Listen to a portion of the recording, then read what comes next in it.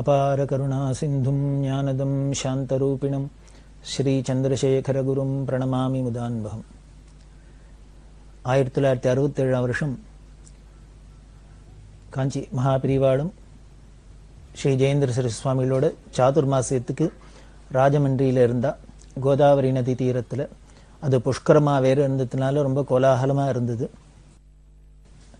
ஒரு நாளைக்கு ஒரு பௌர்ணமியில் பெரியவா என்ன பண்ணா, கோதாவரியில் போய் ஸ்நானம் பண்ணிவிட்டு அங்கேயே ஆத்ம பூஜை எல்லாம் பண்ணி அங்கே என்ன பண்ணா, சந்திர அந்த ஒளியில் பௌர்ணமி அன்னைக்கு முழு சந்திரன் பூர்ண சந்திரன் இருக்கும் இல்லையா, அந்த சந்திர ஒளியில் உட்கார்ந்துட்டு பெரியவா அம்பாள் சாஸ்திரநாம பாராயணம் பண்ணுறது இது மாதிரிலாம் பண்ணுவா. அப்படி இந்த கோதாவரி கரையில் நதிக்கரையில் உட்காந்து பண்ணிட்டு இருக்கா. இப்படி பெரியவா பண்ணினோன்னு எல்லாம் பக்த ஜனங்கள்லாம் தீவிர உட்காந்து எல்லாம் கூட்டமாக இருக்கா. பெரியவா அந்த ஜபத்தெல்லாம் முடிச்சுட்டு அந்த வந்த பக்தாளில் நீலா சுப்பிரமணியம் அப்படின்னு ஒரு அம்மா,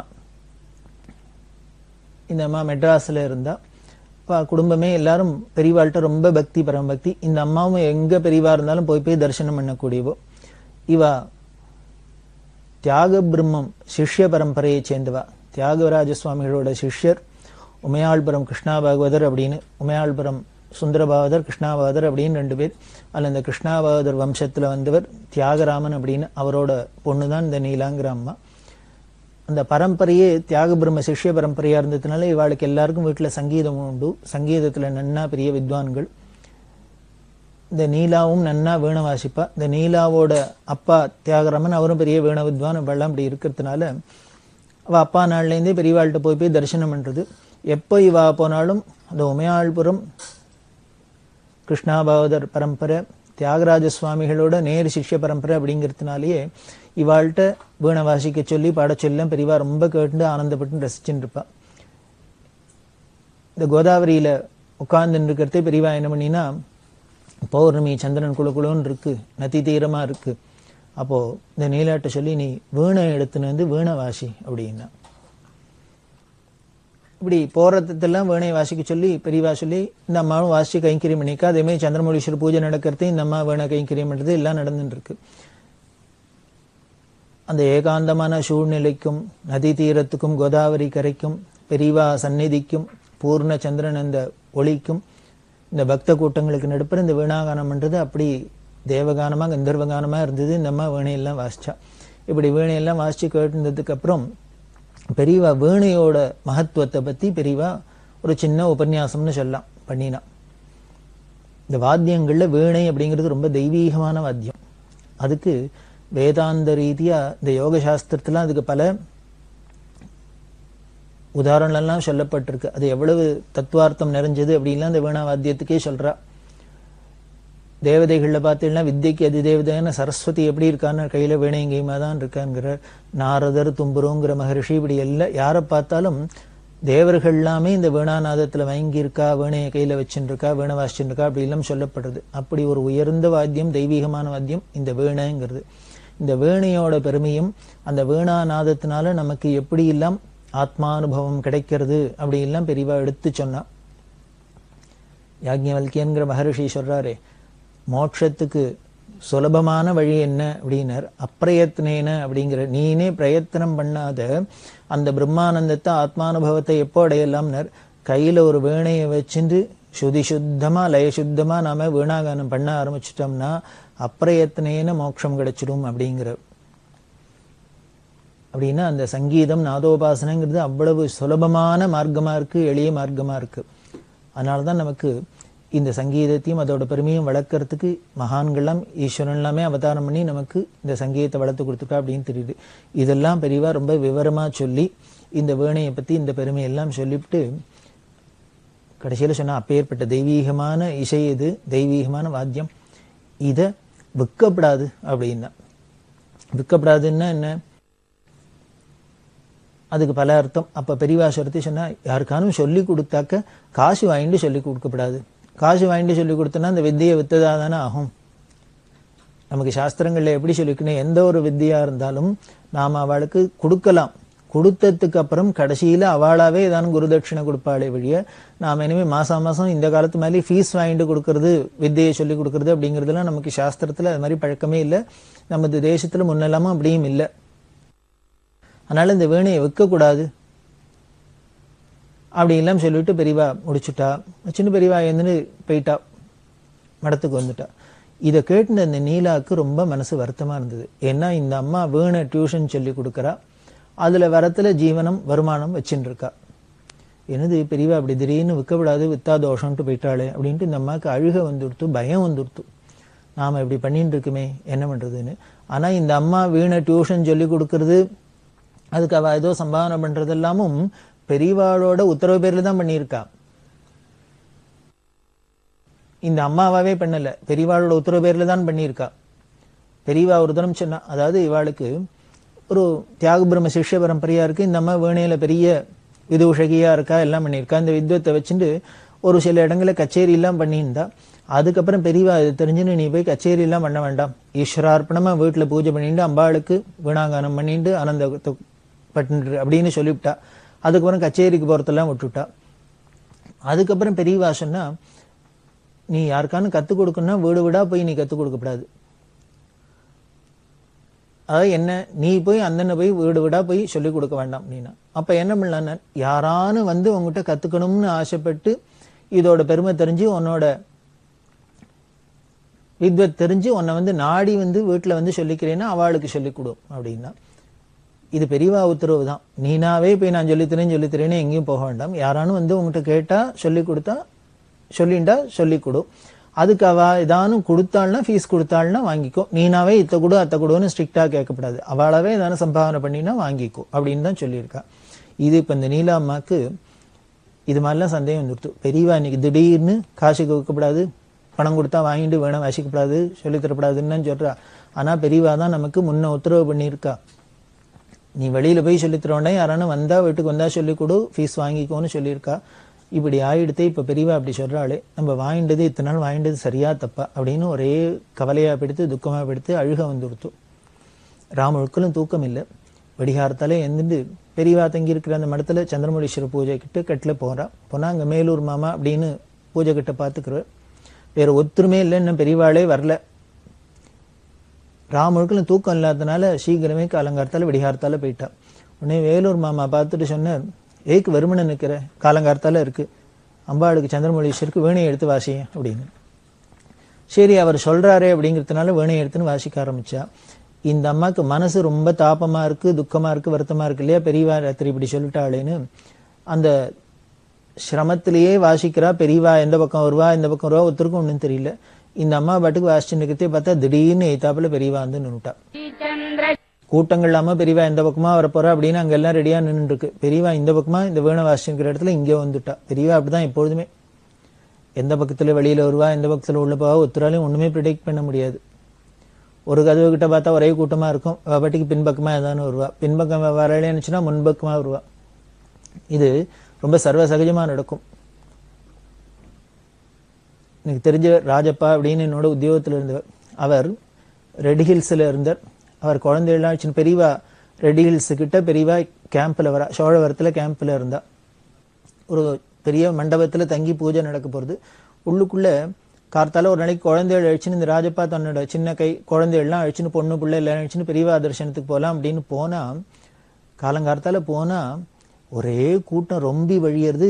இவ அந்த மண்டபத்து உள்ளுக்குள்ளேயே நுழைய முடியல, வாசலே நிற்கிறாப்புல அளவுக்கு கூட்டம் வந்துடுத்து.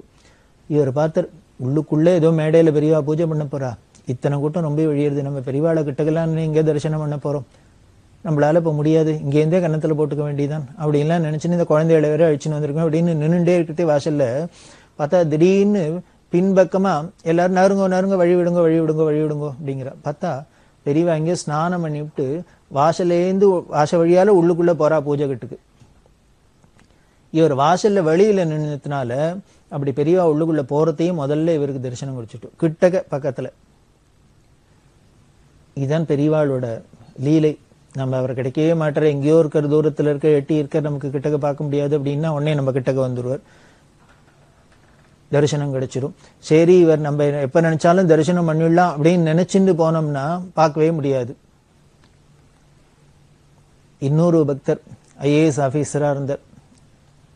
அவர் என்ன பண்ணார், அடிக்கடி மடத்துக்கு வருவார், கைங்கரியெல்லாம் பண்றவர், பெரியவா சொல்லி பல கைங்கரியெல்லாம் பண்ணியிருக்கார். அவர் ஆஃபீஸில் ஒரு ஃப்ரெண்டு சொன்னார், எனக்கு பெரியவாளை தரிசனம் பண்ணணும்னு ஆசையாக இருக்குது அப்படின்னா, அவருடனே இதுனே பெரிய காரியம், என்னோட வா, ஃபர்ஸ்ட் கிளாஸாக தரிசனம் பண்ணலாம் அப்படின்னு அவர் சொல்லி அழிச்சுன்னு வந்தார்.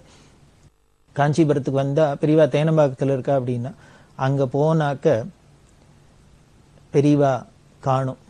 இந்த அழிச்சுன்னு வரத்துக்கு முன்னால் அந்த வந்த பக்தர், ஆசைப்பட்ட பக்தர் என்ன சொன்னார், நாளைக்கு நீங்கள் காஞ்சிபுரம் போகிற உங்களோட வந்தால் சீக்கிரம் தரிசனம் பண்ணலாம், ஆனால் நான் சாயந்தரம் 4 மணிக்குள்ளே வந்துடணும், இங்கே மெட்ராஸ்க்கு வந்து நான் அதுக்கப்புறம் ஊருக்கு போகணும், எனக்கு அதனால் அதுக்குள்ளே போயிட்டு வரலான்னா நான் உங்களோட வரேன் அப்படின்னார். அதுக்கு இந்த ஐஏஎஸ் ஆஃபீஸர், அதெல்லாம் என்னையா, கரெக்டாக நம்ம இங்கேருந்து 10 மணிக்கு கிளம்பினோன்னா 12 மணிக்கு அங்கே போகலாம், உடனே தரிசனம் பண்ணிவிட்டு அங்கே சாப்பிட்டுட்டு 1 மணி 2 மணிக்குள்ளே இங்கே திரும்பி வந்துடலாம், என்னோட வர உனக்கு என்ன கவலை அப்படின்னு சொல்லி அழிச்சுன்னு வந்திருக்கார். இங்கே தேனம்பாக்கத்தில் வந்தால் பெரியவா இல்லை, எங்கேயோ கரெக்டால கிளம்பி போனா அப்படின்னா, எங்கே போனான்னா தெரியல, ஏதோ உபனிஷத் பிரம்மேந்திர மடத்துக்கு போயிருக்காளோ என்னமோ அப்படின்னா, என்ன பெரியவா சொல்லிட்டா போவா. நேரம் உடனே அங்கே போனாக்க அங்கே சொன்னால் இல்லை இல்லை வந்தா வந்துட்டு உடனே எங்கேயோ இந்த பக்கம் போனா, எங்கே போயிருப்பான் தெரியல, கீழம்பி போயிருப்பா போல இருக்கு அப்படின்னு உடனே கீழம்பிக்கு துரத்தின்னு போனான். அங்கே வந்து பார்த்தா இல்லை இங்கே வரப்போறான்னு சொன்னா, ஆனால் வரல, எங்கே போயிருக்கான்னு தெரில அப்படின்னு உடனே மடத்துக்கு வந்தா. இப்படியே சுத்தர தேனம்பாக்கமாச்சு, உபனிஷத் பிரம்மேந்திராள் மடம் ஆச்சு, கீழம்பியாச்சு, இப்போ காஞ்சிபுரம் மடத்துக்கு வந்தாச்சு. அதாவது கிழக்க மேற்க தெற்க வடக்க 4 திக்கும் சுத்தியாச்சு.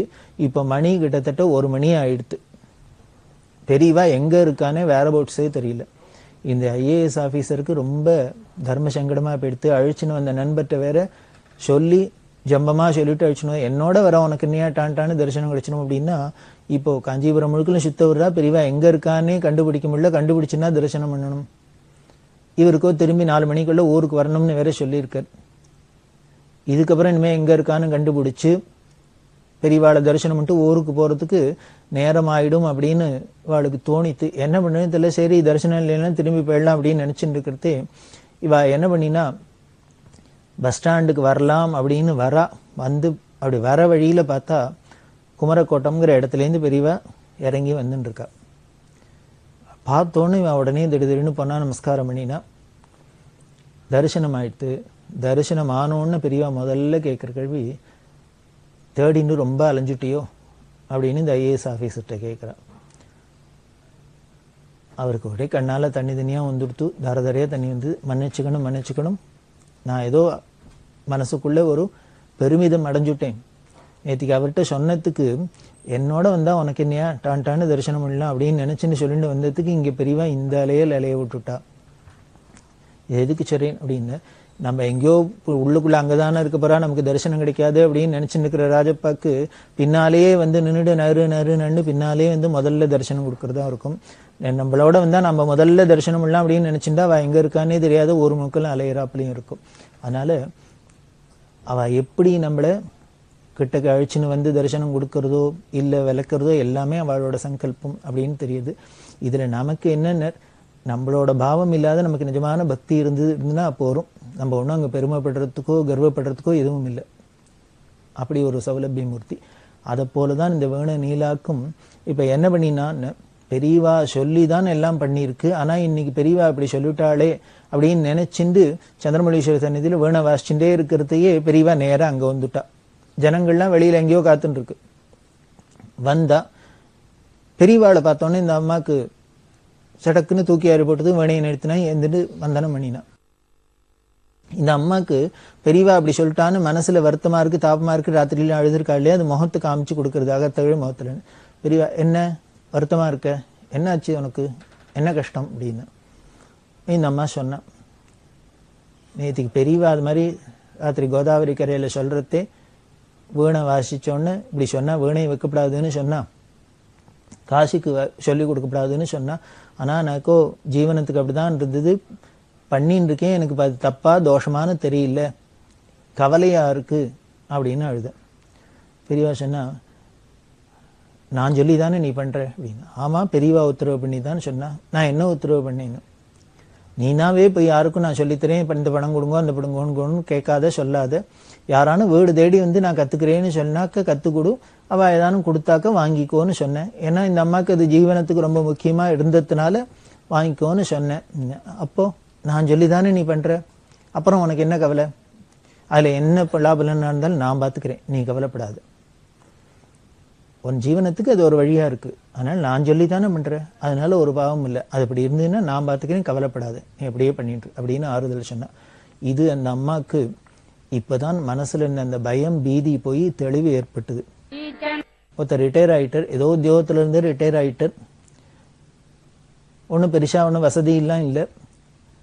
பெரியவாள்கிட்ட அழுத, நான் இத்தனை நாள் உத்தியோகத்துக்கு போயிட்டேன், அப்படி உத்தியோகத்துக்கு போயும் ஒன்றும் பெருசா காசு பணம் எல்லாம் சேர்ந்துள்ள, ஜீவனத்துக்கும் ஒன்றும் பெருசா சேரல, எனக்கு இகத்துக்கும் இல்லை பரத்துக்கும் இல்லாத இருக்கு அப்படின்னு. அதாவது இங்க இருக்கிறதுக்கு ஏதாவது சௌரியமா காசு பணம் இருக்கான்னா அதுவும் இல்லை. சரி, இப்படி உத்தியோகம்னுக்கு இதுக்கே அலையாத, காசு பணத்துக்கு அலையாத, ஏதானும் சத்சங்கத்துக்கு அலைஞ்சு தர்ம காரியங்கள் பண்ணி நல்லது பண்ணி பரத்துக்கான ஏதானும் புண்ணியம் சேர்த்துட்டேன்னா அதுக்கும் இல்லை. ஆஃபீஸ் உத்தியோகத்தில் இருக்கிறதே இதுக்கு நல்லதுக்கெல்லாம் டைம் இல்லாத போயிடுத்து. இப்படி நல்லது பண்றதுக்கு டைம் இல்லாத இருந்து இந்த ஜீவனம் பொழப்ப பார்த்தும் அதுலயுமான நிறைய காசு பணம் குமிஞ்சுதுன்னா அதுவும் இல்லை. அதைத்தான் வருத்தப்பட்டு இவர் சொன்னார், இகத்துக்கும் இல்லை பரத்துக்கும் இல்லைன்னு ஒன்னுத்துக்கும் இல்லாத போயிடுத்து, நான் எப்படி கடத்தேற போறேன்னு தெரியல, பெரியவாதான் கதி அனுகிரகம் பண்ணணும்னு. பெரிய உடனே பெரிய அவர்கிட்ட சொன்னா, அதனால என்ன கவலைப்படாத, நீ ஒண்ணு பண்ணு, ஒரு காவேரி கரையில ஏதோ எத்தனையோ கிராமங்கள்லாம் இருக்கு, அந்த கிராமத்துல வீடெல்லாம் கிராமத்துல எல்லா இடத்துலயும் வீடெல்லாம் இருக்கு. அவ அந்த இருந்தவாள்லாம் என்ன பண்ணிட்டா, உத்தியோகம் தான் பட்டணத்துக்கெல்லாம் போயிட்டா. அந்த வீடெல்லாம் அப்படியே கிடக்கு, பழடிஞ்சுன்னு கிடக்கு.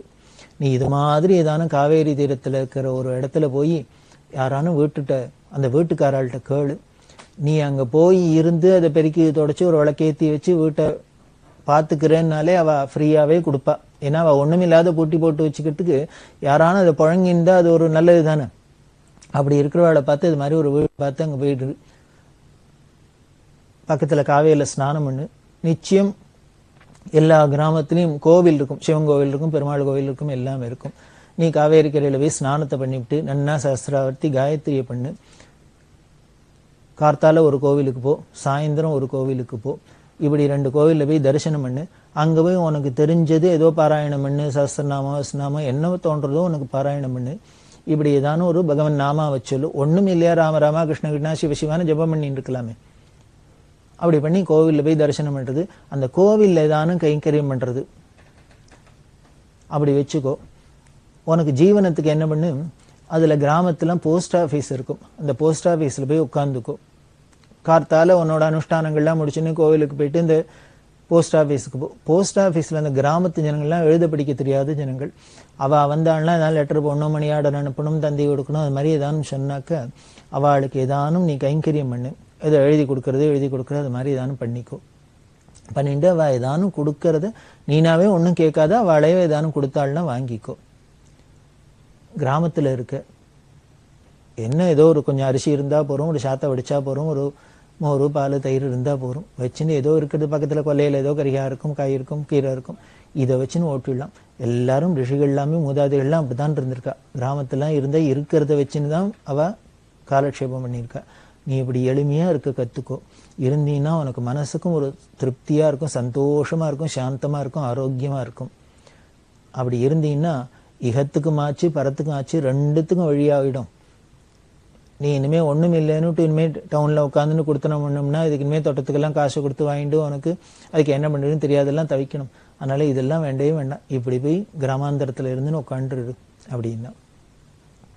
அவர் அங்க போனார், அப்படியே தான் இருந்து அவர் சத்கதி அடைஞ்சார்.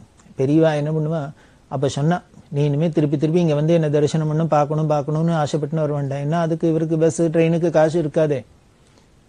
அவர் அங்க வரத்தை வச்சுன்னா இனிமே ஜீவனம் பண்ணிக்க போறார். அதனால வர வேண்டாம், வந்து பார்க்க வேண்டாம், இருக்கிற இடத்துலயே என்ன நினைச்சுக்கோ, நீ இந்த காரியத்தை பண்ணிட்டு இப்படியே உன் ஜென்மா கடத்தேறிடும்பா அப்படின்னு அவருக்கு சொல்லி அனுப்பிச்சா. ரொம்ப எளிமையா கடத்தேறதுக்கு வழி சொல்லி அனுப்பிச்சுட்டா. அவரும் அப்படியே போய் இருந்தார். அந்த ஊர்ல இருந்து அந்த பக்கத்துல இருந்து யாரானு வந்தா பெரியவா கட்டாயம் அவரை பத்தி கேட்பா. அந்த ஊர்ல இந்த ஆள் இருக்காரா, அவர் இருக்காரா, எப்படி இருக்காரு அப்படின்னு. அவளும் இருக்காரு அப்படின்லாம் பார்த்து அவள்லாம் சொல்லிட்டு இருப்பா. அதே மேல பல வருஷங்கள் கழிச்சு யாரோ அந்த ஊர்ல இருந்து வரா, அவள்கிட்ட கேட்டா பெரியவா, உங்க ஊர்ல அது மாதிரி ஒருத்தர் அவர் இருக்காரு அப்படின்னு. இல்ல அவர் காலமாயிட்டார் அப்படின்னு. இப்பதான் ஆறுது, ஒரு மாசம் இருக்கும், அவர் காலமாயிட்டார் அப்படின்னு. அவர் என்ன பண்ணினார், செத்து போயிட்டார் அப்படின்னு. உடனே பெரியவா, செத்து போகல, சிவலோகம் போயிட்டான்னு சொல்லு அப்படின்னு. வார்த்தையில செத்து போயிட்டார், காலம் ஆயிட்டார் அப்படிங்கிறதுக்கும் சிவலோகம் போயிட்டார், பரமபதம் அடைஞ்சார் அப்படிங்கிறதுக்கும் எவ்வளவு பெரிய வித்தியாசம் இருக்கு. நமக்கு எல்லாம் இந்த மங்கள வழக்கு அப்படின்னு எவ்வளவு அழகா நமக்கு முன்னோர்கள்லாம் வார்த்தையெல்லாம் அமைச்சு கொடுத்துருக்கா. அதனால பெரியவா சொல்றா, அவன் செத்து போகல, செத்து போயிட்டான்னு சாதாரணமா ஒண்ணும் இல்லாத இருந்து வழி இல்லாத நிர்கதியா போயிட்டான்னு அர்த்தம், பேர்ன் போயிட்டான்னு அர்த்தம். இவர் குரு உபதேசத்துக்குன்னா அப்படி வாழ்க்கை அமைச்சுன்னு இருக்கார். ரிட்டையர் ஆனதுக்கு அப்புறம் பெரியவா சொன்னபடி கேட்டு போய் கிராமாந்தரத்துல உட்காந்து நித்தியம் அனுஷ்டானமும் ஸ்நானம் ஜபதபம் அப்படின்லாம் இருந்திருக்காரு. அதனால சிவலோகம் போயிட்டாரான். சிவலோகம் போயிட்டான்னு சொல்லும், சிவபதம் அடைஞ்சுட்டான்னு சொல்லும் அப்படின்னு பெரியவா சொல்றா. அப்படின்னா இவா சொன்னத்தை, குரு சொன்னத்தை கேட்டா நமக்கு நிச்சயம் என்ன கதி கிடைக்கணுமோ அது கிடைச்சிடும் அப்படிங்கிறது அந்த குருவே நமக்கு கன்ஃபார்ம் பண்றார் அப்படிங்கிறது இந்த நிகழ்ச்சி மூலியமா தெரியுது. இது போலதான் இன்னொருத்தர், ஒரு சிவாச்சாரியார் குருக்கள், அவ ஒரு கிராமத்தை சேர்ந்தவா. அந்த இவர் குருக்களோட புள்ள, அந்த ஊர்ல அவ அப்பா இருக்கார், கோவில்ல பெரிய சிவன் கோவில் இருக்கு, அங்க பூஜை பண்ணிருக்கு. இந்த புள்ள என்ன சிவாச்சாரியா என்ன பண்ணார், இளம் வயசு இல்லையா, அதனால பட்டணத்துக்கு வந்து அங்க ஒரு கோவில், அந்த கோவில்ல பூஜை பண்ணிட்டு இருந்தாக்க இன்னும் கொஞ்சம் காசு பணம் எல்லாம் வருமே அப்படின்னு இங்க வந்துட்டார். அங்க வந்தார். அதே போலயே அவருக்கு நிறைய வீடு வாசல் காரு அப்படிங்கிற அளவுக்கு சௌக்கியம்லாம் சேர்ந்தது. கிடுகிடுன்னு முன்னுக்கு வந்துட்டார். அப்படி வந்திருக்கிறது திடீர்னு என்ன ஆயிடுத்து, அந்த கோவில் நிர்வாகத்தில் இருந்தவருக்கும் இந்த சிவாச்சாரியருக்கும் தகராறு வந்துடுத்து, கருத்து வேறுபாடு வந்துடுத்து. கருத்து வேறுபாடு வந்ததுனால அந்த நிர்வாக அதிகாரி என்ன பண்ணி இன்னொரு குருக்களை கொண்டு இவருக்கு போட்டியா வச்சுட்டார். அப்படி போட்டி வச்சா இந்த தகராறு முத்தினோன்னு இந்த குருக்களுக்கு சிவாச்சாரியருக்கு என்ன பண்ணுன்னு தெரியல, வேலையை விட்டுட்டார். ரிசைன் பண்ண முடியுமா ஆயிடுத்து, வேலையும் விட முடியுமா ஆயிடுத்து. அதுக்கப்புறம் ஜீவனத்துக்கு கொஞ்சம் கஷ்டம்லாம் பட்டு வந்த திடீர்னு எப்படி காரு வீடுன்னு வந்ததோ எல்லாம் கிடுகிடுன்னு போயிடுத்து. பெரியவாள்கிட்ட வந்து எழுத என்ன பண்றதுன்னு தெரியல, நான் இப்ப என்ன பண்றது அப்படின்னு. உடனே பெரியவா, ஒண்ணும் பண்ண வேண்டாம், நேர கிராமத்துக்கு போ. அப்பா அந்த கோவில்ல பூஜை பண்ணிட்டு இருக்க பெரிய க்ஷேத்திரமூர்த்தி, உங்கூர் சுவாமிய தேவாரம் எத்தனை பேர் பாடியிருக்கா தெரியுமா, 3 தேவாரம் பாடின ஸ்தலம்.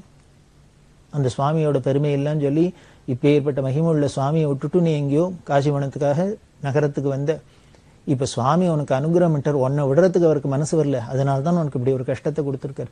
அதனால ஒரு கவலையும் விடாத, நேர கிராமத்துக்கு போ, கோவில்ல பூஜை பண்று க்ஷேமமா இருப்பப்பா அப்படின்னு. அதே மாதிரியே ஒரு பெரிய வாக்கு எடுத்துன்னு போனார். போனா அப்பாவுக்கு ஒரே சந்தோஷம், புள்ள திரும்பி வந்துட்டாரேன்னு ஸ்ரத்தையா பூஜை பண்ணியிருந்தார். அதுல ஆச்சரியம் என்னன்னா, ஏதோ அந்த கோவிலோட பெருமையை பத்தி இந்த பத்திரிகை எல்லாம் வந்து எல்லாம் ஆச்சு, இது மாதிரி ஸ்தலம் அப்படின்லாம் தெரிஞ்சிடணுன்னு கூட்டம் நிறைய வர ஆரம்பிச்சுடுத்து. கூட்டமும் வர ஆரம்பிச்சது. உடனே அந்த ஊர்க்காரெல்லாம் சேர்ந்து இந்த கோவிலுக்கு பெருசா கும்பாபிஷேகம்னா எல்லாம் பண்ணி இந்த ஊர் கோவில் ரொம்ப பிரபலமாயிடுத்து. கூட்டம் யாத்திரிகள்லாம் வர ஆரம்பிச்சுட்டா இந்த இவருக்கு இந்த கிராமத்து கோவில்லயே வருமானம் நிறைய வர ஆரம்பிச்சுடுத்து. வந்து பழையபடி சௌக்கியமா ஆயிட்டார். அவர் அப்புறம் பின்னால வந்து பெரியவாள்கிட்ட சொன்னார், சிவகடாட்சம் பெரியவா கடாட்சம் எனக்கு பரிபூர்ணமா இருக்கு, எல்லாம் எனக்கு சௌரியமா ஆயிடுத்துன்னு. அதுக்கு சொன்னா பெரியவா உடனே சிவகடாட்சம்னு சொல்லு அப்படின்னு. சிவகடாட்சமா இருந்தானே குரு கடாட்சமா இருந்தானே ரெண்டும் ஒரே கடாட்சம் தானே, அப்படி பரிபூர்ணமா இருந்தது இந்த பக்தருக்கு. இது எதுக்கு சொல்றேன்னா, பெரியவா சொல்றதை கேட்டு நாம பண்ணினோம்னா நமக்கு அந்த அனுகிரகம் பூர்ணமா இருக்குன்னு தெரியுது. அப்படி இருக்கிற அந்த நீலாக்கும் பெரியவா அனுகிரகம் பண்ணினா ஜீவனத்துக்கு இன்னும் என்ன தொடர்ந்து நடக்கிறதுன்னு பார்க்க.